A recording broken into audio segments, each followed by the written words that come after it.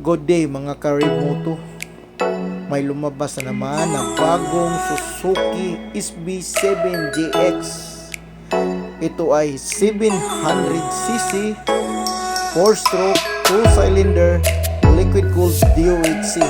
May bore stroke na 81.0 mm by 62.6 mm.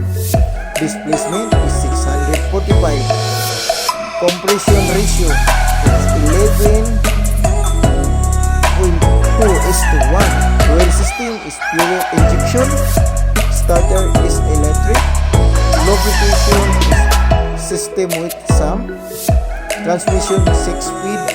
Constantness. A front suspension is telescopic oil jump but hindi po ito adjusted. Ang rear suspension lane type full brake, gas brake or preload adjustable. Ito ay may twin disc sa front. Ang rear naman ay single disc.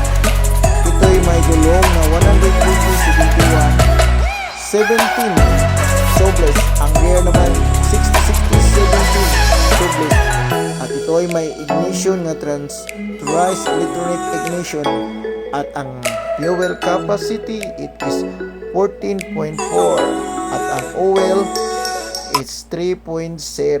Ito ay equipped with TFT color display at may color variant ito ng pearl brilliant white, pearl matte bridge at glass sparkle black. Ito ang bagong platform ng Suzuki sa SB ngayong 2026. Sa naghahanap dyan ng adventure bike, ito na ang Suzuki. Maganda, matibay, at legit na po ito. Pero bagong platform to. Ito ay mga counterpart ng CF Moto 700 or 800 MTX. Ito yung mga binabas ni Suzuki yung counterpart. Please follow my YouTube channel, Remoto 86.